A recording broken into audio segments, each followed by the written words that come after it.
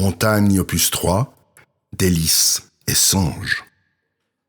Sur la route menant au Diableret, après les virages en épingle à cheveux, après la grande rupe, après le glissement de terrain permanent, il y a enfin le Cépet.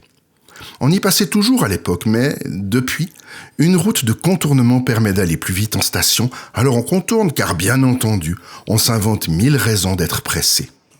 Village intéressant que le Cépet, étrange mélange architectural et temporel avec ses maisons du début du XXe siècle, bordant la route comme de vieilles aristocrates défraîchies, au glorieux passé révolu et, en contre-eux, une ribambelle de chalets noircis par les années, comme autant de lutins déferlant avec irrévérence vers ces grandes dames guindées. Hier, par je ne sais quelle lubie, je décidai de passer par le village et de m'arrêter pour y manger. Je me rappelais qu'il y avait une boulangerie faisant tiroum, chez Compendu, un nom qu'on n'oublie pas, sorte de participe passé gourmand de mon enfance. On y trouvait parmi les pains usuels des sanges, grandes et plates, qu'on gardait autrefois pendues hors d'accès des rongeurs grâce à un astucieux trou central. Chez nous, les souris n'avaient guère le temps d'y songer car nous mangions ces galettes immédiatement avec de la mélasse méticuleusement mélangée à du beurre en une pâte d'un brun clair sucré et délicieux. J'en ai encore le goût en bouche après tant d'années. La boulangerie y était toujours, même devanture, ornée d'arabesques d'avant-guerre, vitrine d'un autre âge, et si le nom en avait changé, l'esprit du lieu flottait, bienveillant, comme il flotte encore sur Isno et sur d'autres lieux des préalpes vaudoises. J'avisais inconsciemment un délice au beurre et j'entrais au son désuet d'un carillon de porte intemporel. Je changeais d'avis à la vue d'un énorme sandwich au thon me semblant de plus adéquate proportion pour mon estomac de quinquagénaire bedonnant. Je commandais en madeleine-au-proustique Rivella, lactique en diable, puis je m'installais.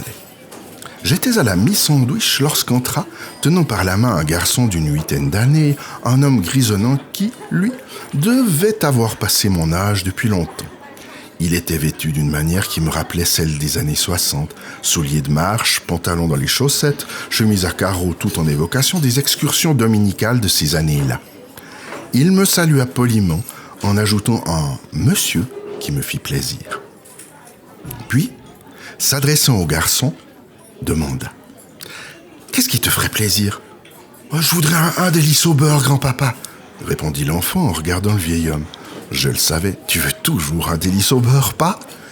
Oh, oui, chaque fois, c'est ce que je veux, j'adore ça. Oh, merci, grand-papa.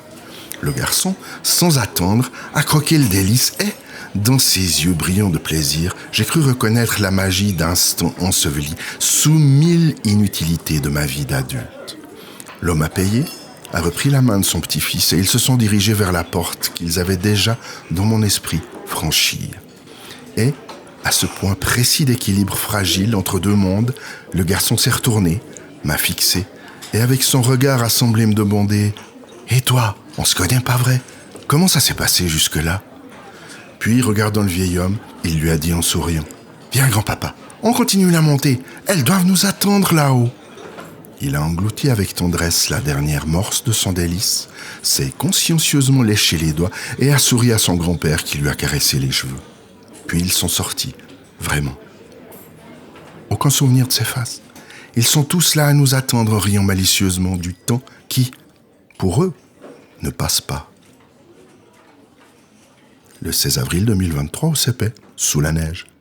À Joux, en douceur, le 26 juillet 2025. Olivier Tolbiac.